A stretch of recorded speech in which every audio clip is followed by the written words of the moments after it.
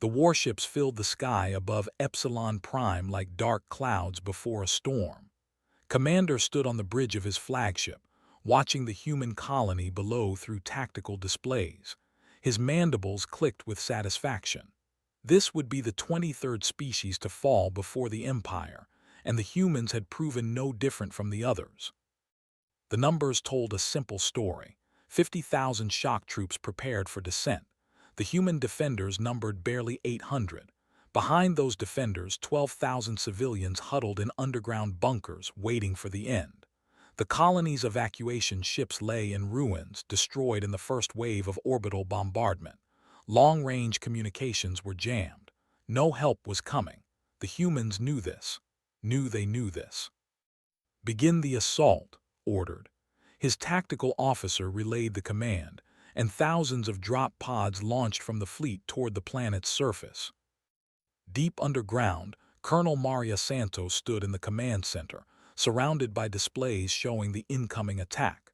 She was 43 years old, with gray streaking through her black hair and tired lines around her eyes. She had been a soldier for 22 years. She knew how to read tactical data. The mathematics of the situation were brutally clear. Her officers stood around her waiting. Lieutenant checked his rifle for the 5th time. Captain's jaw was set tight. Sergeant Williams, the oldest of them at 56, simply stood with his hands clasped behind his back, calm as always. They all knew what the displays showed. There would be no miracle rescue, no clever strategy that could overcome these odds. The only question was how long they could hold, and how many civilians could survive in the deep bunkers after the defenders fell. Santos looked at her soldiers. 800 men and women from Earth, Mars, the Belt, and the outer colonies. Different backgrounds, different beliefs, different reasons for being here, but all standing together at the end. "Does anyone object if we take a moment?" Santos asked quietly. The question needed no explanation. Every soldier understood. Some were Christian, some Muslim, some Hindu. Others followed Buddhism, Judaism, or the old earth faiths their families had kept alive across the stars. Some believed in nothing at all except the people standing beside them. It didn't matter. In this moment, they each had something they needed to do. The command center fell silent. Lieutenant knelt and bowed his head, lips moving in whispered prayer. Captain stood with her eyes closed, one hand touching the small cross under her armor. Sergeant Williams simply closed his eyes and breathed slowly, finding his center. Others knelt, others stood, others formed their own private moments with whatever they believed waited beyond death. Santos herself thought of her daughter back on Earth, now grown with children of her own. She thought of the civilians behind them who deserved a chance to live. She thought of all the people across human space who were counting on defenders they would never meet. She closed her eyes and prayed to a God she sometimes doubted but always hoped existed. She prayed for strength. She prayed for courage. She prayed that her death would mean something. On the flagship above, watched with growing confusion. His sensors showed the human tactical communications had ceased. All defensive preparations had stopped. The soldiers were kneeling, standing motionless. His xenobiology officer studied the readings with clicking confusion. "Commander, are they surrendering?" his tactical officer asked. "Unknown, continue the assault." Then the humans moved again. They rose from their prayers and gathered their weapons. But something had changed. Couldn't identify it in the sensor data, but he could see it in the way they moved. The fear scent his sensors had detected before was gone. The humans formed up with precise discipline, but also with something else. Something his species had no word for. The first drop pods hit the surface. Shock troops poured out, weapons ready, confident in their overwhelming numbers. They had conquered 47 star systems. They had broken armies 10 times the size of this small human force. This would be simple. The human soldiers advanced from their defensive positions, not retreating into the bunkers, not holding the line, but advancing toward the enemy. His tactical officer reported this with obvious confusion. It made no strategic sense. The humans were outnumbered 60 to 1. Advancing was suicide. But the humans came anyway. The first contact happened at the colony's northern perimeter. A company of human soldiers, 120 strong, met a force of 8,000. The aliens expected the humans to break, to run, to show the same collapse of will that every other species had shown when facing impossible odds. Instead, the humans fought with an intensity that froze the commanders in shock. Each soldier moved with perfect precision, but also with something beyond training. They protected each other with a ferocity that seemed to defy biological programming. When Corporal Martinez went down with a wound to the leg, 3 soldiers immediately dragged him to cover, killing 6 in the process.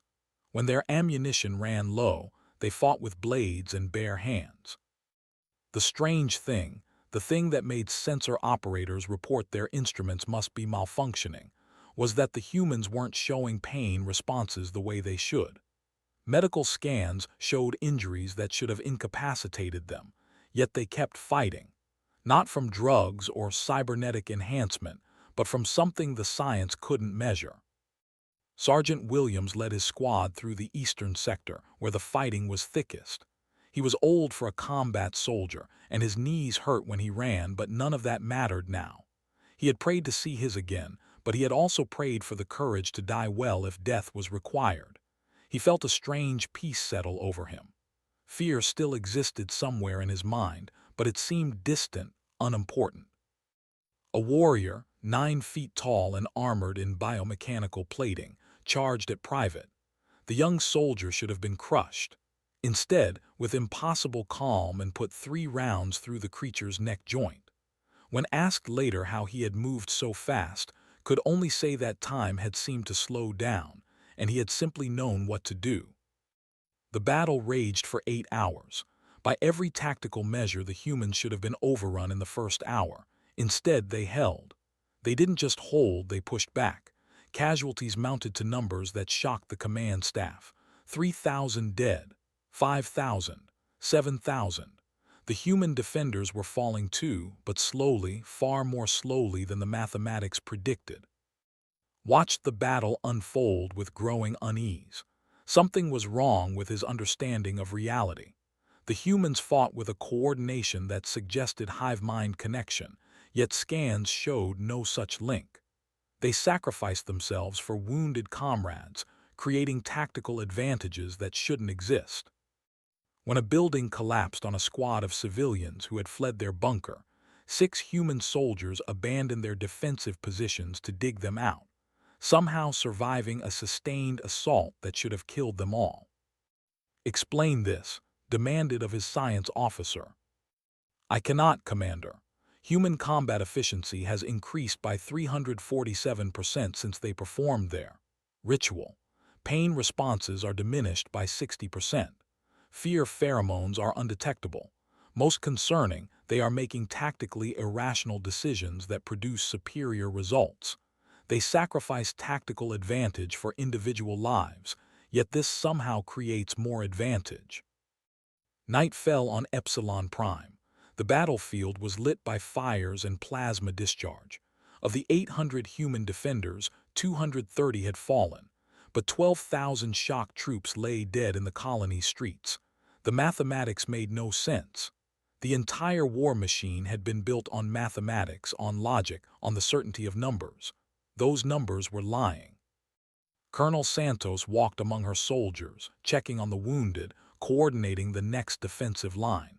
She was exhausted, bleeding from a dozen minor wounds, but she felt no despair. When she had prayed before the battle, she had asked for strength to face death with dignity. Instead, she had found strength to keep living, to keep fighting, to keep protecting those behind her. She saw the same thing in her soldiers' eyes. Not blind optimism, not denial of their situation, but something deeper, a purpose that transcended survival. They knew they would probably die here. They had accepted that. And in accepting it, they had found a freedom that made them more dangerous than any army that fought merely to win. Up in orbit, made a decision that would have been unthinkable 8 hours ago. He ordered a tactical withdrawal of ground forces and requested reinforcements from the High Command. In his report, He used a word that the military had not used in 3,000 years. The word was caution.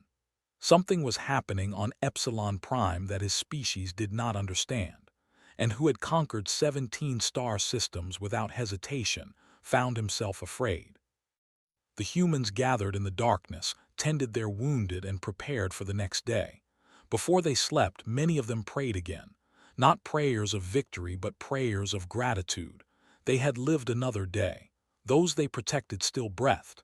In the face of impossible odds, they had found something worth more than survival. They had found meaning.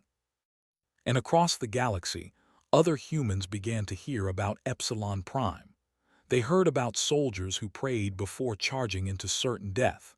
They heard about a battalion that held against an army. They heard, and they began to understand what their species could become when they fought not just for victory, but for something larger than themselves. The cosmic battlefield had frozen in confusion when humans showed the universe something it had forgotten was possible. The war was far from over, but something fundamental had shifted. They had conquered 47 systems with mathematics and logic, but they had never faced an enemy who fought with faith. The news from Epsilon Prime spread through the human defense network like wildfire. On 30 different worlds, in stations across the belt, and on ships holding the line against advance, soldiers heard the story. Colonel Santos and 800 defenders had held against 50,000 enemies for 8 days. The civilians were still alive. The colony still stood, and the humans had done it after stopping to pray before their first charge. Nobody gave orders for what happened next. It spread organically from unit to unit, as humans rediscovered something they had nearly forgotten in centuries of expansion across the stars. Before each engagement with forces, soldiers began to pause. They prayed, meditated, or simply took a moment of silence to remember what they fought for. Then they charged. The effect was consistent and impossible to explain. Human combat effectiveness increased across every battlefield, not by a small margin, but by factors that made tactical computers report systematic errors. Soldiers fought with coordination that seemed supernatural. They made sacrifices that should have been disasters but somehow turned the tide of battle. Most disturbing to the command, they showed no fear. Captain James commanded a frigate holding the line at the station. His ship was damaged, outnumbered 3-1, and his crew was exhausted from 2 weeks of continuous combat. When he heard about Epsilon Prime, something clicked in his mind. Before the next engagement, he gathered his crew in the cargo bay. "I'm going to pray," he told them. "Anyone who wants to join me is welcome. Anyone who doesn't can wait. We'll be here for 5 minutes." Some crew members knelt. Others stood with bowed heads. Ensign Park, who had been raised Buddhist on Mars, sat cross-legged and meditated. Chief Engineer, an atheist, simply thought about his husband back on Europa and why keeping him safe mattered more than his own survival. When the 5 minutes ended, the crew returned to their stations. The battle that followed would be studied in military academies for generations. His frigate, which should have been destroyed in the opening minutes, somehow survived. The crew moved with perfect coordination. Damage control teams reached problems before sensors detected them. Weapons operators made shots that seemed guided by precognition. When the 3 ships in confusion, his frigate had sustained heavy damage but suffered 0 casualties. The High Command dispatched their science cast to investigate the phenomenon. The scientists arrived at multiple battlefronts with sophisticated scanning equipment, determined to understand what the humans were doing. They recorded the prayers, analyzed the physiological changes, mapped the energy signatures. What they found their understanding of reality. Researcher OK, with 800 years of experience, filed a report that shocked the High Command. The humans, she explained, exhibited a form of what she called conviction resonance. When they engaged in their various rituals, whether prayer to gods, meditation on philosophical principles, or simple reflection on those they loved, something changed in their neural patterns. But more than that, something changed in the space around them. Her instruments detected energy fluctuations that existed outside the known physics models, not from technology, not from biology, but from something else entirely. The humans were somehow generating a field effect through pure belief. The more genuine the conviction, the stronger the effect. And when multiple humans with strong conviction fought together, the effects. It should be impossible, OK wrote in her report. Consciousness cannot directly affect reality, yet the measurements are clear. Human soldiers who engage in these conviction rituals fight with enhanced coordination, reduced pain response, and what appears to be localized probability manipulation. They make decisions that should fail but succeed. They survive wounds that should be fatal. They achieve tactical outcomes that violate basic physics. The High Command did not believe the report. They sent 3 more research teams. All 3 confirmed OK's findings. The humans had found something that the Empire, in 10,000 years of expansion, had never encountered. They had weaponized faith. Other alien species began to take notice. The Crystalline Concordat, an ancient race that had observed galactic affairs for without interfering, sent a delegation to study the phenomenon. They arrived at Epsilon Prime, where Colonel Santos had become a symbol of human resistance. The colony still stood, reinforced now with additional troops, but Santos remained, training new defenders in what she called the moment before. The Concordat's chief observer was an entity named Resonance of Truth, a being of living crystal who communicated through light patterns. It studied Santos and her soldiers with instruments that measured reality at quantum levels. After 3 weeks of observation, Resonance of Truth requested a meeting with Santos and the commander, who had been recalled to Epsilon Prime to coordinate with the researchers. They met in a neutral zone between the human and lines. Santos and Resonance of Truth stood in a prefabricated shelter while both armies watched from a distance. "I must explain what we are witnessing," Resonance of Truth said, its words formed from shifting light patterns that both species could understand. "Humanity has demonstrated something we believed was only theoretical. You possess conviction energy." Mandibles clicked in confusion. Energy cannot be generated from thought alone. Normally correct, the Concordat being agreed. But humanity is unusual. You are the first species we have observed that maintains such diverse belief systems so late in your development. Most species abandon faith as they advance technologically. They choose certainty over mystery. They did this 10,000 years ago, as did we, and 97% of all space-faring civilizations. Santos listened carefully. What happens when species abandon faith? They become efficient, logical, powerful in conventional ways, but they lose access to conviction energy, the ability to affect reality through genuine belief, backed by selfless action. Most species dismiss this energy as superstition because they can no longer generate it. Shifted uncomfortably, you are saying human victories come from prayer. Not prayer specifically, Resonance of Truth corrected. Conviction. Humans pray to different gods, follow different philosophies, even reject spirituality entirely. But you maintain the capacity for deep conviction.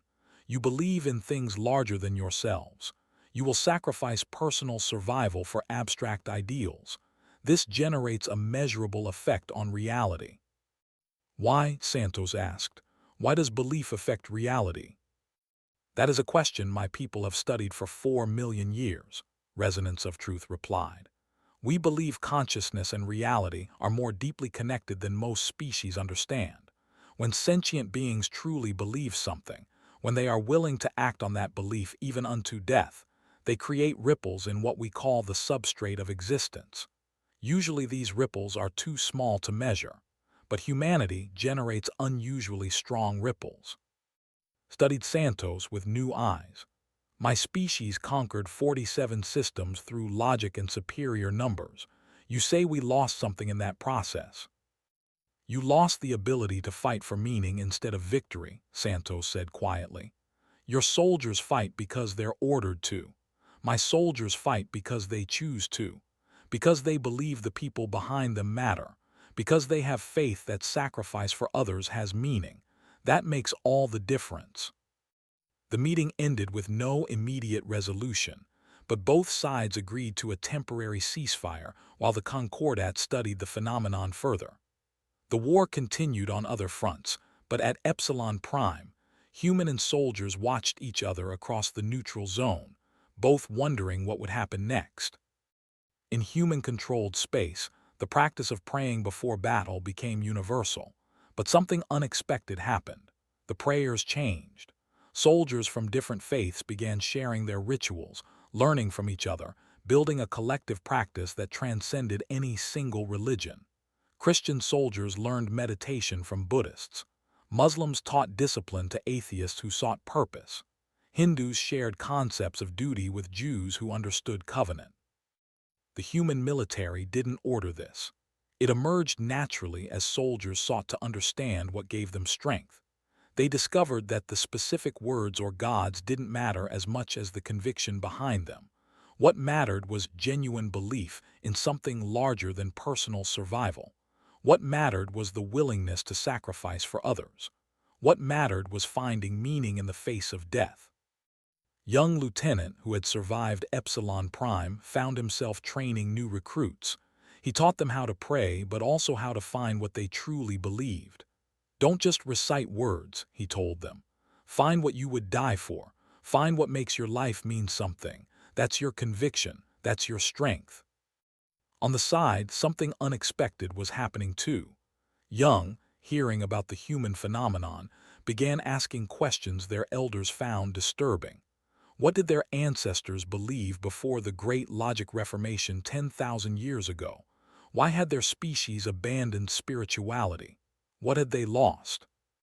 Commander found himself researching his own species' history. He discovered records of ancient warriors who had performed rituals before battle, believing they fought for the glory of their gods and the honor of their clans. That practice had been eliminated as inefficient and superstitious. The modern fought for the empire and nothing more. But watched the human soldiers across the neutral zone and saw something his species had forgotten. He saw beings who had found a reason to fight that transcended orders and duty. They had found meaning. And meaning, he was beginning to understand, was a more powerful weapon than any technology they possessed. The war had reached a turning point. Not from any decisive battle, but from a question that echoed through both species. What do you believe in? What would you die for? What makes life worth living? The humans had answered those questions with faith, conviction, and sacrifice. The who had forgotten how to ask such questions now faced an enemy they could not defeat with logic alone. Above Epsilon Prime, the stars watched as two species stood at the edge of transformation, neither knowing yet how profoundly their collision would change the galaxy.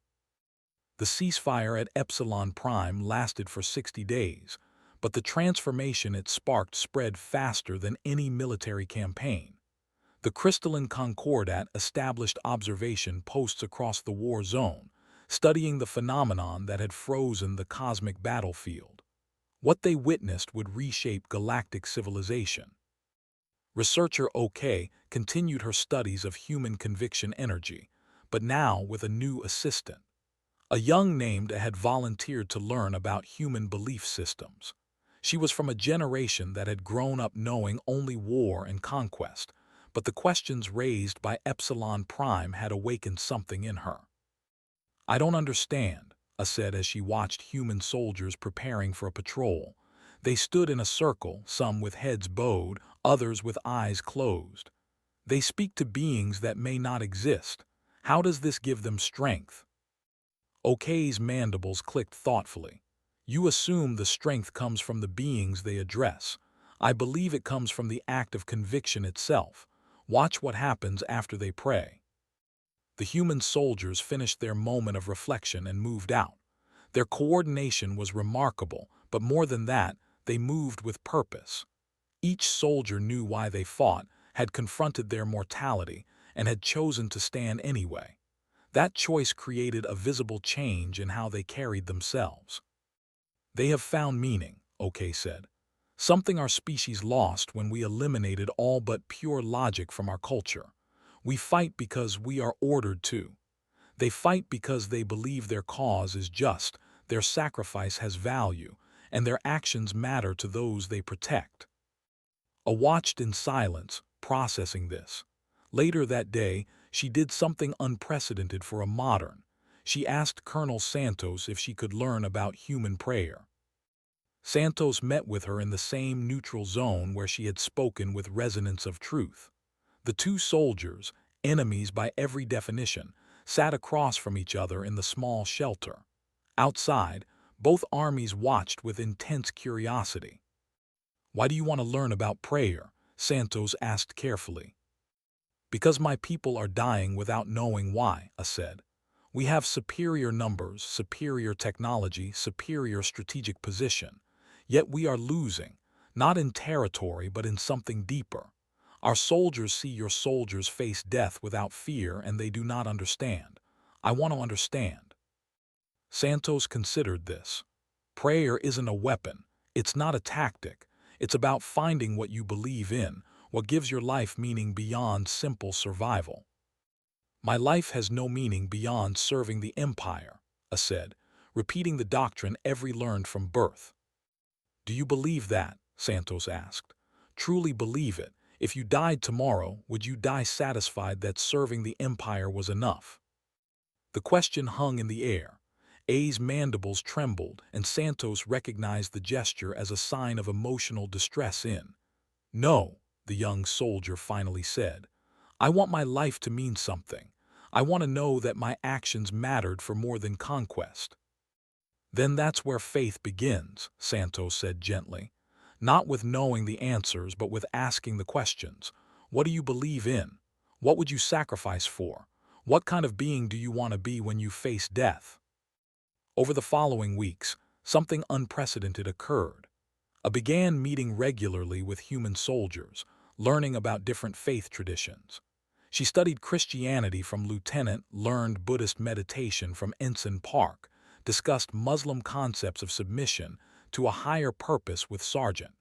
She even talked with atheist soldiers about finding meaning without gods. The young didn't convert to any human religion. Instead, she began exploring her own species' ancient history, discovering the spiritual practices her ancestors had followed before the logic reformation. She found records of warriors who had believed they fought for the honor of their clans and the glory of their gods. She discovered poetry, art, and philosophy that spoke of meaning beyond conquest. Word of A's studies spread through the forces. Young soldiers began quietly researching their own history. They found texts that had been preserved but never read, rituals that were recorded but never practiced, beliefs that had been cataloged but never believed. A movement began, slowly at first, of trying to remember what their species had forgotten. Commander watched this with growing alarm and strange hope. Alarm because it threatened the rigid structure of military discipline. Hope because he too had been asking himself questions he had never asked before. He had conquered 17 star systems and felt nothing but satisfaction at tactical efficiency. Now he wondered if his life had meaning or merely function. The High Command ordered to end the ceasefire and resume the assault on Epsilon Prime. They saw the growing philosophical movement among their soldiers as a dangerous infection that needed to be stopped. Conviction and faith, they argued, led to inefficiency and weakness. The Empire had been built on logic and would remain so. Received the orders and did something that surprised even himself. He refused. "The humans have shown us something we need to understand," he transmitted to the High Command. "They defeat us not with superior weapons but with superior purpose. Until we comprehend this, no amount of force will guarantee victory. I request permission to continue the study." The High Command removed from his position and dispatched a new commander, who had a reputation for brutal efficiency. Arrived at Epsilon Prime with orders to destroy the human colony within 3 days and execute any soldiers who had been contaminated by human philosophy. But when addressed his troops, he found something unexpected. The soldiers listened to his orders with the proper military discipline, but their eyes held questions. Some had begun performing ancient rituals before combat. Others had started asking what they fought for beyond following orders. The infection, as the High Command called it, had spread further than anyone realized. Ordered the assault to begin. The forces advanced on the human positions with overwhelming numbers. But this time, something different happened. Some units advanced with the expected efficiency. Others hesitated. A few units simply stopped and refused to attack. Among those who refused was A's unit. She stood before her commanding officer and spoke words that would have been unthinkable a month before. I will not kill beings who have taught me what my life means. I will not fight for conquest alone. If the Empire wants this colony, it must provide a reason beyond orders. Her commander ordered her execution on the spot, but when the executioner raised his weapon, 12 other soldiers stood with her. Then 20, then 50. The execution was impossible without killing a third of the unit. Across the battlefield, similar scenes played out. The assault fractured. Some units fought with their traditional efficiency. Others fought half-heartedly. Some refused to fight at all. The humans, prepared for overwhelming assault, instead faced a confused and divided enemy. Colonel Santos watched from her command post, barely able to believe what she was seeing. The Empire, undefeated for 1,000 years, was breaking apart not from human weapons but from internal questions about meaning and purpose. Resonance of Truth appeared beside her, having teleported down from orbit. This is what we hoped might happen, the Concordat being said. Your species has given them something more dangerous than any weapon. You have given them doubt about their purpose and hope that meaning exists. We didn't mean to break their civilization, Santos said, troubled. You did not break it. You revealed that it was already broken. A civilization built purely on logic and conquest is hollow at its core. Your conviction showed them what they were missing. Now they must decide what to do with that knowledge. The battle for Epsilon Prime ended not with victory for either side but with transformation.